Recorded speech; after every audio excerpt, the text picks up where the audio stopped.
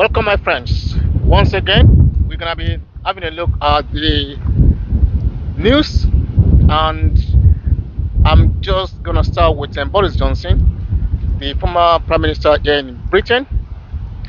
He was interviewed, and he made some comments, which I think I must agree with. I don't always agree with Boris Johnson, but today I'm gonna agree with him. Sorry, it's a bit windy and it's a little bit cold, so I'm just gonna put this on, try and cover my head. He said that Ukraine has got no choice but to prevail in this conflict with Russia,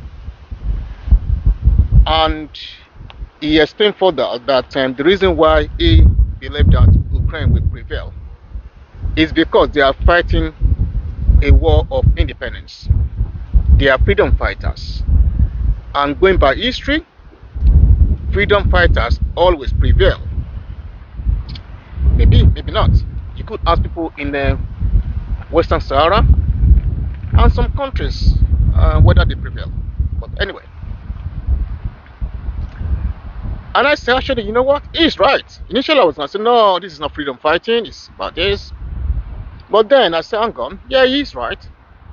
They will prevail because people in Donbass, that is the Lugansk and the Donetsk republics, will argue that they are fighting for their freedom, the right to self-determination, and the right to exist. So they've got no option but to prevail, because it is about their freedom, really. So in that sense, I agree with Boris Johnson.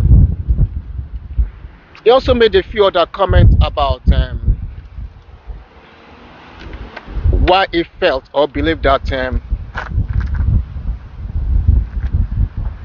Ukraine will prevail. I'm actually at the Entente train station. I came to meet someone, and he said he knew he's been going to Ukraine several times. He's been to Ukraine several times before the outset of the war, and he knew that the Ukrainians will fight. They will not just give up. That even though most military experts expected Russia to defeat Ukraine, which I think they were all right, because without the support, financial and military support by the Western countries, I cannot see how Ukraine could have held out for this long. It is just not possible. So, what is said about Ukraine not being defeated or being rolled over by the Russians, yes, it's just an exaggeration, I think. I believe the military expert that he said advised him prior to the outset of the war, they knew, but obviously the NATO countries changed the outcome of the conflict. Well, they delayed the outcome. I won't say they changed the outcome, they've delayed the outcome of the conflict. I'm just going to show you a few things here. This is probably one of the oldest churches here, or it was built a long time ago. Let's just have a look. Let's walk around and have a look at the history of Northampton from 3500 to 500 AD. Okay. Well, according to archaeologists, Northampton has been around before Christ, based on some recent archaeological discoveries. This England, or yeah, that's Wales. Looks like before the unification of these kingdoms. Actually, there was nothing like England then, I suppose. It looks like you just have where it says different kingdoms, and well, yeah, well, all right. This is still existing actually. This is still about. We still have this one. And De La Priabe, Thomas Beckist, that was tried and executed, or well, it was tried. And University of Northampton was the third university in Britain, and it was established by King Henry III in 1261. This Northampton seems to have quite a very rich history, and there was a peace treaty was signed here in Northampton.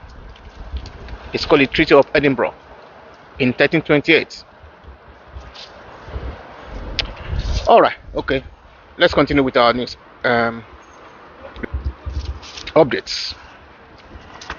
So, with Boris Johnson, later during the interview, he also seems to he made a comment which I find a bit surprising, which I think may be something of stance, and to some extent maybe realization of new realities. He said that he said that Ukraine will prevail, but at the same time he said that Crimea is a different issue entirely. In other words, Ukraine may have to cede Crimea to Russia. But then he didn't actually use that word, but that's what it tends to hint. But he said it's up to the Ukrainians. At the same time, he said during the interview that the peace treaty, something about the peace treaty, which is the nazification of Ukraine, and the right to self-determination, the right to the minority right in Ukraine should be respected. Not in exactly the same word, but President Putin could go back to his people and said, okay, look, we start this special military operation, wanting the right of our people, the Russian-speaking people, to be respected. That's been agreed, and so on and so forth. Which seems to me to be different to what is happening, because honestly speaking, frankly, as a minority person in Great Britain, yeah, what is happening in Ukraine is impossible. I can't see that happening in Britain. In fact, the British system does not allow that. If you're a minority, you're allowed to, you can speak your own language. Okay, maybe you don't learn the language in schools, but you can only go to, if you go to some local authorities in Britain. I remember I was when I was in Tower Hamlet College years ago. If you go to some if you go to Tower Hamlet College and Tower Hamlet, actually, the borough of London borough of Tower Hamlet, and some other part of the country, you will see writings in different languages. In some areas, you see Polish, Russians, and other things. And there's nothing about not being able to speak your language. So the right of minority to some extent is protected. Okay, maybe it's slightly different because you don't really have people, such high number percentage of people who speak a particular language. I don't think there's any group in Britain that speaks that speak a particular language, and you have 10% of them or 20% of them. But having said that, in Wales, Scotland, and Ireland, people can speak Gaelic if they want to, which is Welsh Gaelic and Scottish Gaelic, and so on and so forth. So that is Boris Johnson.